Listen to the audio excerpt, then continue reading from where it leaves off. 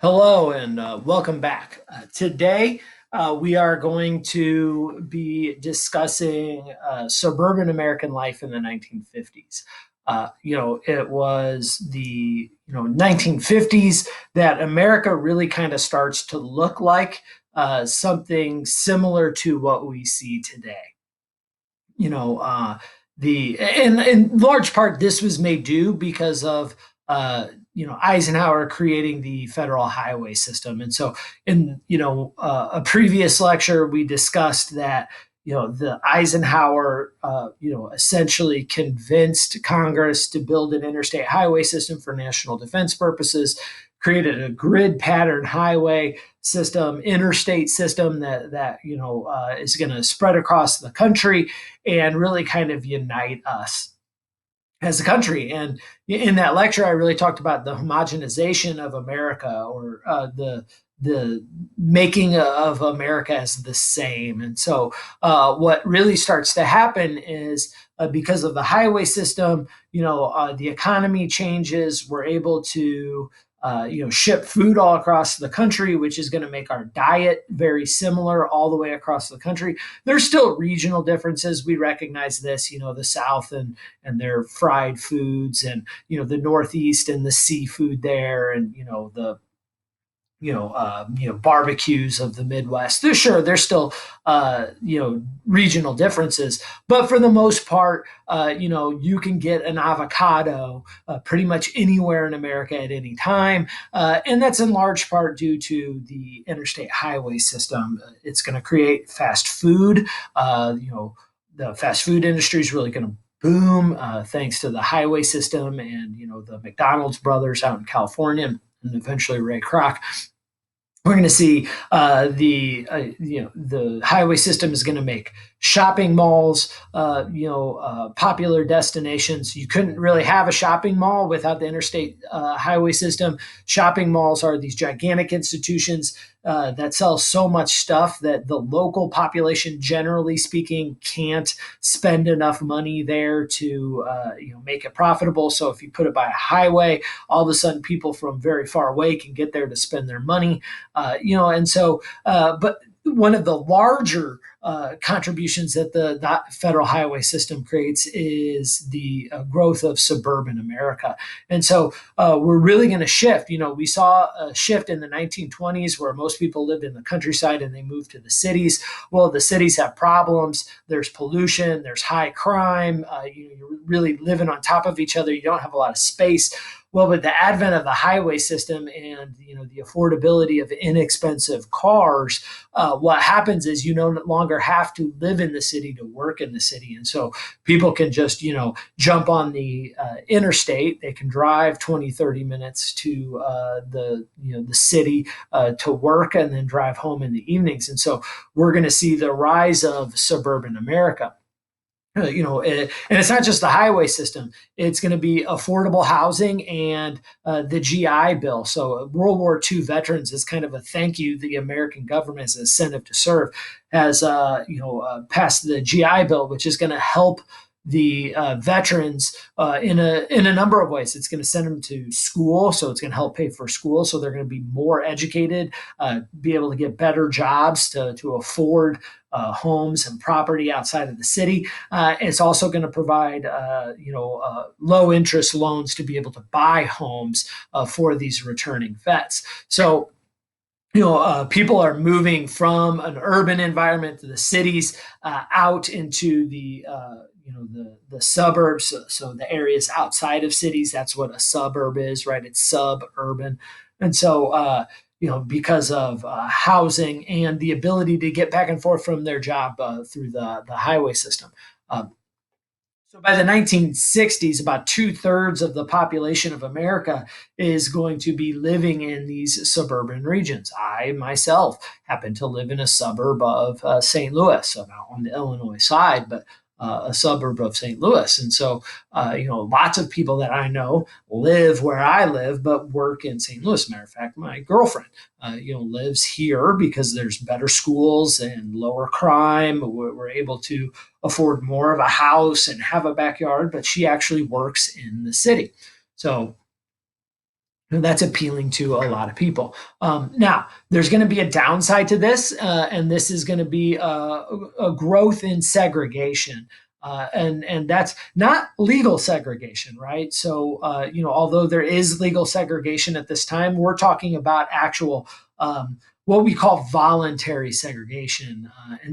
Or the term that gets thrown around the most is white flight. And so, white people, because of sharecropping in the South, black people have just started to escape the oppressive sharecropping system in the South during World War I and World War II, and so they haven't accumulated the wealth that white Americans have. Although African American wealth in the 1950s is growing faster than at any point in history, and so they're making these huge gains, but they still haven't accumulated the amount of wealth that the white community has. And so what happens is that these white families that have good jobs living in the cities, they're going to flee to the suburbs, because they can get a better house and they can have a yard and get better schools and not deal with the crime and the pollution that the cities offer.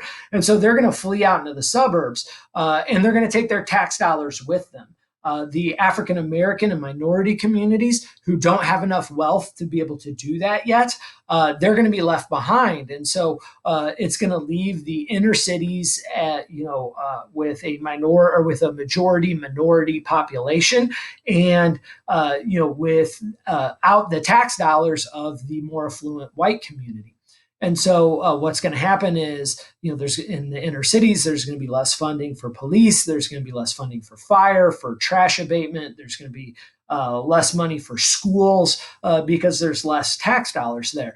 And so, this white flight thing, some of it is based on race. Some of these white people want to move away from, these minority communities, but the vast majority of them are just, trying to live in the best place that they can afford. And because, their families have been able to accumulate wealth over a longer period of time, and they've had access to the advantages of that. Whereas African American, communities, even post slavery, were kept in essentially economic slavery of sharecropping. They just don't have the resources to move out. And so this white flight is, going to be increasing the standard of living for the white communities that are fleeing, but it's going to decrease the standard of living for these African American and minority communities that are left behind. It's not just African Americans, by the way, but African Americans are the largest minority. So I kind of default to using African Americans as an example.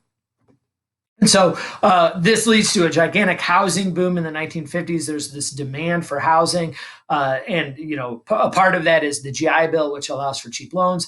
The other part of it is the vets that were serving in World War II were able to save money, right? They were getting paid while they fought, but they couldn't spend it because they were too busy fighting. And so they have cash on hand. Plus, a lot of them have wives that were working during the war as well. And so they were able to save up money, and some of them still have dual incomes, although most of them won't. 25% of married women had a job during World War II. And so it's really the first time we've had a substantial portion of the population with the dual income. And so they've got a lot of extra money, and the war is over, and they've made sacrifices for years and years and years, right? They put their life on hold to fight World War II, or, the women to, work in a factory during World War II. And before that, they put their life on hold for the Great Depression. And now the war is over, the economy is better. And guess what they want to do? They want to get on with their life. And by get on with their life, they're not looking for any more excitement, right? They've had all the excitement that any generation can possibly ever want to have. They want security, they want normalcy, they want quiet, they want comfort. And so the suburbs will offer that, and they're going to have the money to afford it. And so they're going to head to the suburbs, and there's going to be huge demand for houses out in the suburbs.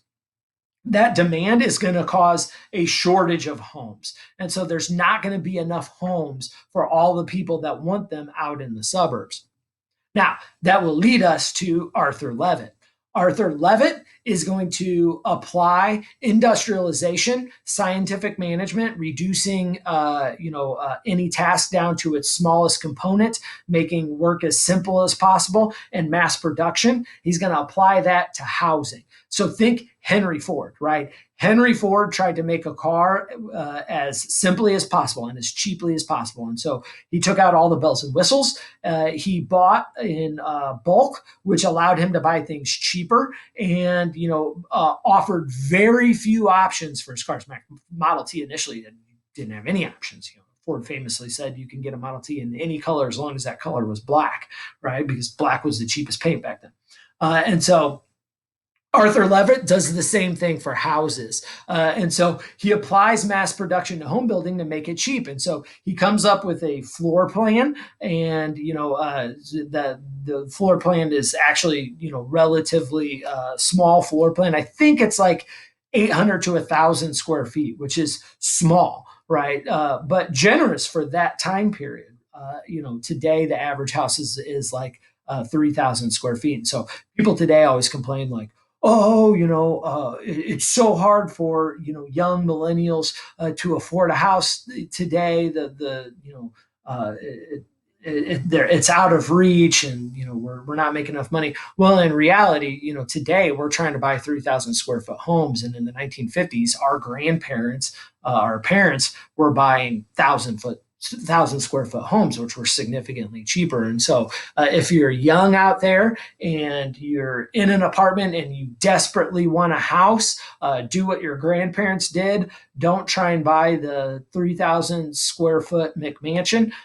Go out and try and find yourself a nice 1,000 square foot starter home, 2 bedroom, 1 bath. And do it the way my grandparents and my parents did it. It's much more affordable. So Arthur Levitt's the guy that starts all that.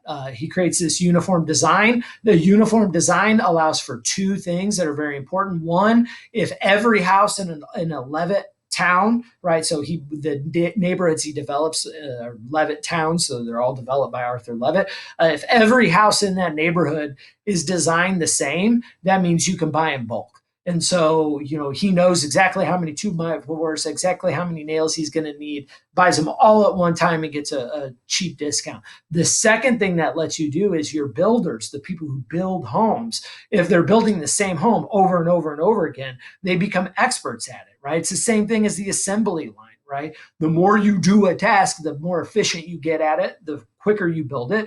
The quicker you build it, the more you can build. The more you can build, the more money you make. And so, the more money you make because the cheaper you can sell it. And so he's going to make homes the same, which allows him to buy in bulk and quickly, which both of those things combined allow him to sell homes very inexpensively. And so these homes are, a 4-room house, right? So, much smaller than what we would have today. I have a 4-bedroom house. I have more bedrooms than these homes had rooms total. It's going to come with kitchen appliances and a pretty small yard. And so, houses have just grown exponentially in size over time, and seems like a good thing. But if you're young, it makes houses very, very expensive. And so Levitt, small, uniform, inexpensive, and affordable for a large swath of the American public. They become super affordable, and so he's just stealing kind of Ford's ideas and applying it to homes. And so this is the essentially the Levittown home. You can see relatively small, but affordable and nice. And so, you didn't really have very many options. And so people to try and make their houses unique are going to, the only way to do that is to furnish it differently than your neighbors, or maybe paint the door or shutters different after you buy it. But all those end up being kind of add-on things, landscaping and whatnot. And so, Levitt towns, as time progresses, they will start to offer more options for houses. And so, you even see that today. The neighborhood I live in, if you really pay attention to any neighborhoods that are, 1950s and newer, I live in a small town, a suburb of St. Louis, Belleville, Illinois. Actually, live in Swansea, but Illinois, same difference basically. In the neighborhoods that I live in, I live in a neighborhood that's built in the 1990s.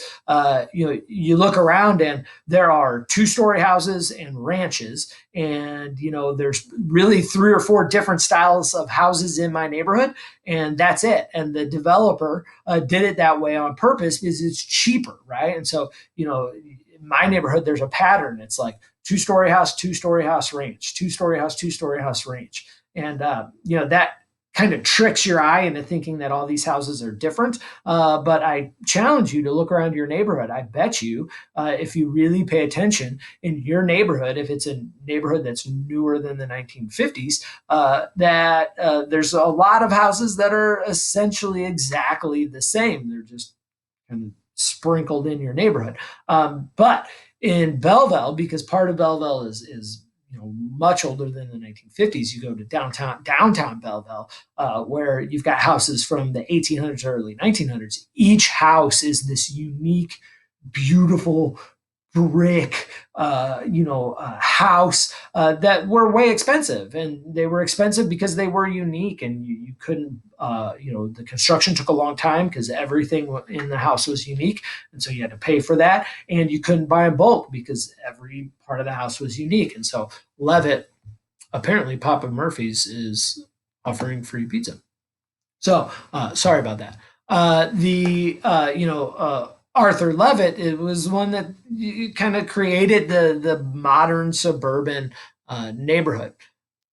Now, part of this is like kind of, I take a look at this picture and it always kind of disturbs me because it really does take out the individuality out of the neighborhood. And so, with these Levittowns, when they're first built, generally speaking, you've got like this kind of grid pattern neighborhood. Every house is the same. People, that initially move in before doors get painted different and landscaping gets done differently. People walk into the wrong houses on accident because they are all the same. That to me, like, ooh, I like a little individual flair, and so it's uniformity. But remember, what are people in the 1950s looking for? They lived through the Great Depression. They lived through World War II. Uniformity is good for them. They want normal. They don't want people rocking the boat. They've lived through enough of that. They just like, get me to something stable and calm and normal. And so this is appealing to people who want that.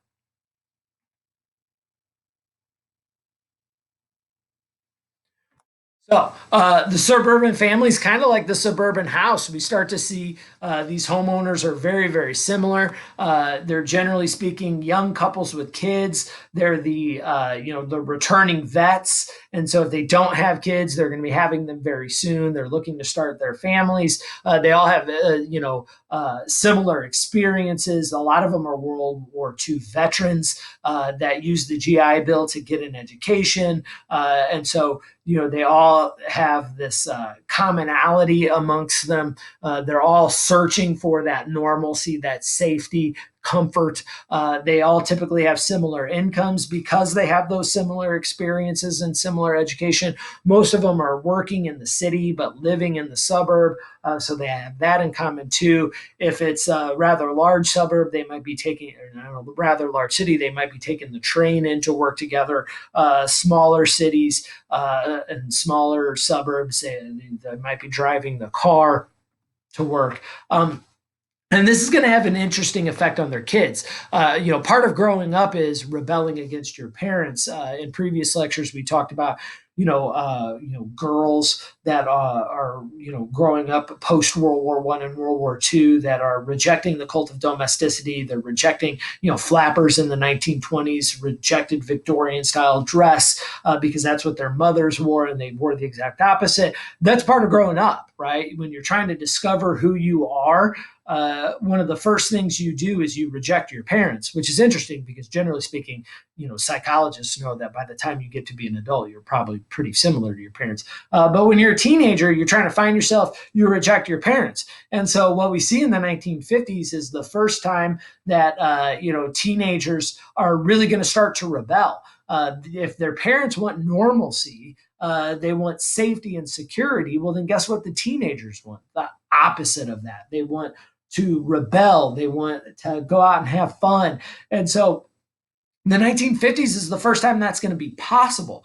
For most of history, the idea of adolescence, it just nobody even understood it, right? You were either a kid or you were an adult. And that's because, times were hard. The economy was not as good as it is today. The standard of living wasn't as high. And so the second you became old enough to work, you were a man and you were expected to work and behave essentially like an adult. You didn't really have freedom. It was, you were a kid and you were completely dependent. And then, one day you weren't anymore and you were in the workforce and, there wasn't this in between period. Well, now that our economy is so good and the standard of living is so high, we don't need to throw kids right into the workforce. And as a matter of fact, we learned during the Great Depression, if you keep them out of the workforce, that means more jobs for adult men. And so that means we prolong childhood. But you're prolonging childhood as these kids are growing older and older. And so they're getting more and more freedom as they get older. And so they're allowed to experiment for the first time. It's not that kids before the 50s didn't want to rebel. It's that they didn't have the option because they had to become an adult to put food on the table. Now they don't have to worry about that.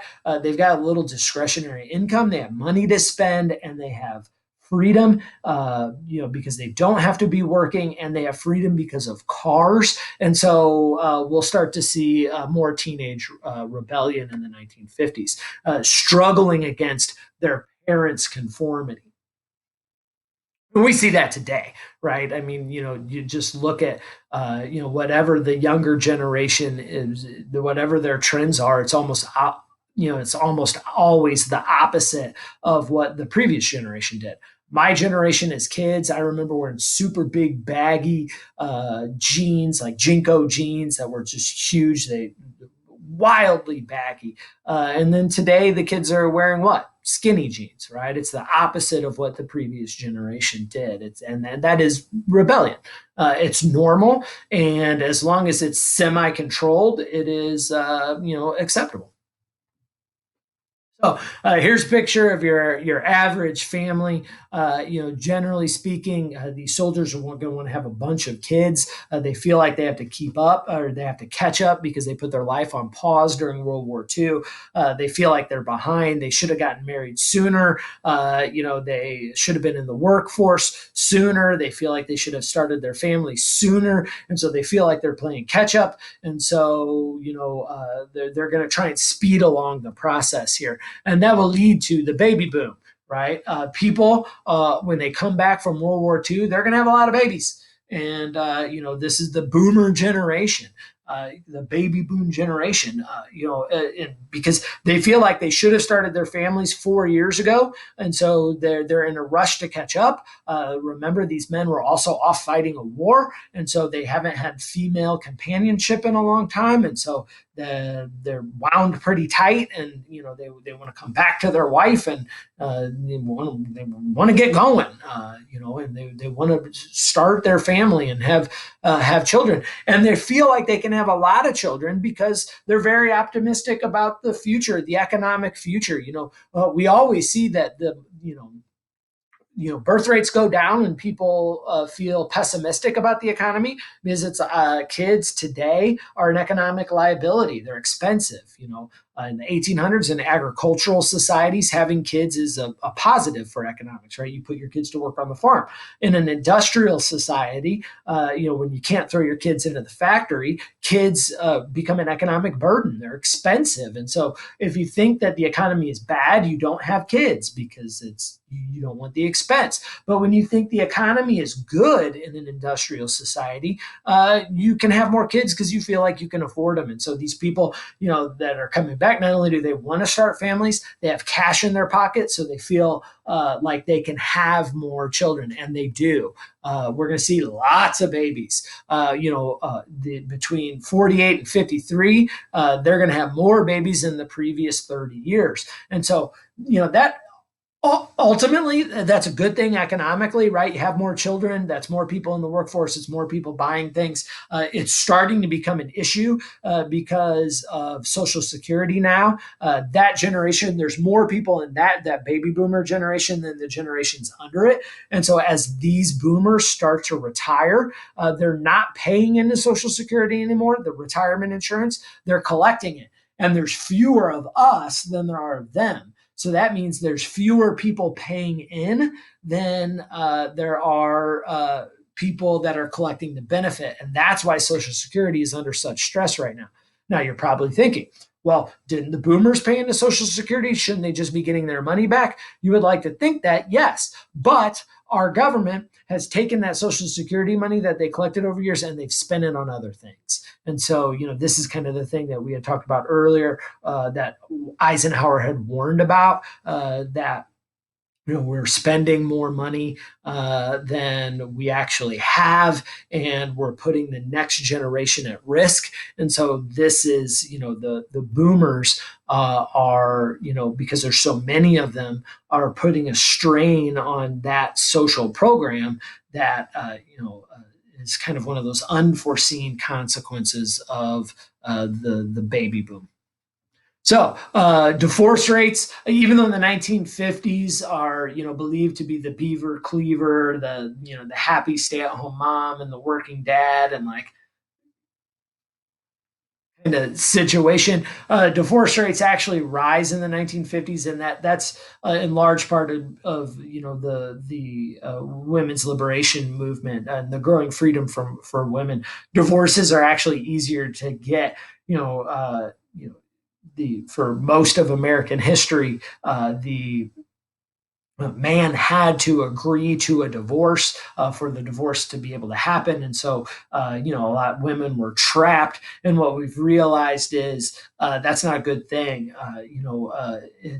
Women need to be able to escape abusive relationships. That's a thing that needs to happen.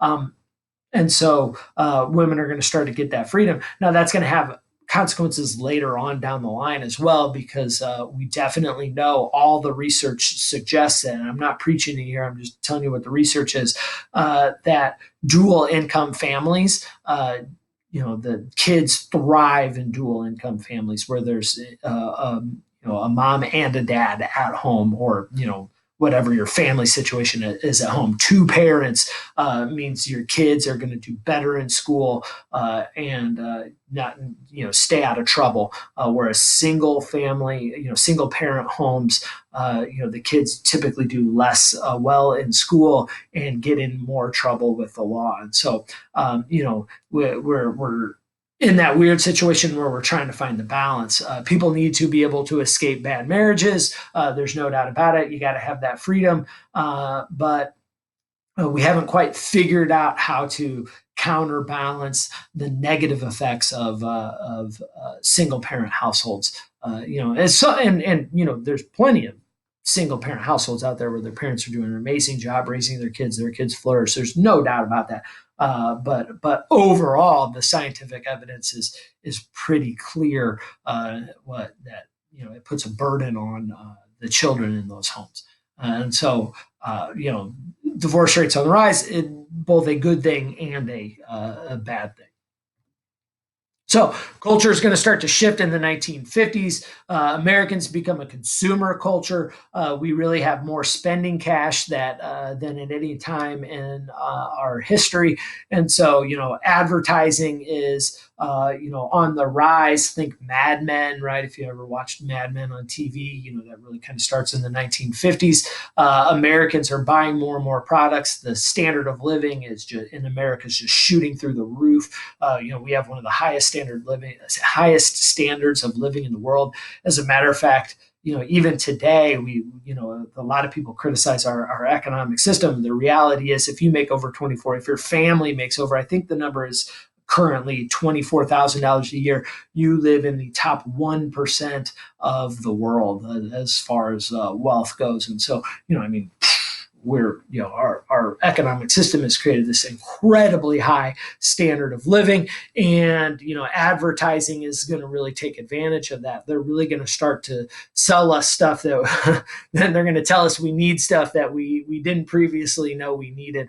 I'm laughing there because if you know you need it, then it's not really a need, it's a want. And so they're going to be pushing those things on us. That's in large part because we have more leisure time. The workday has become standardized, at 8 hours, which, unions fought really hard for us to be able to get, which gives us 8 hours to work, 8 hours to sleep, and 8 hours for leisure time. That 8 hours for leisure time gives us more time to spend money. Plus, it's given us a 5-day work week. We got weekends off, which means more time to spend money, and we will spend that money.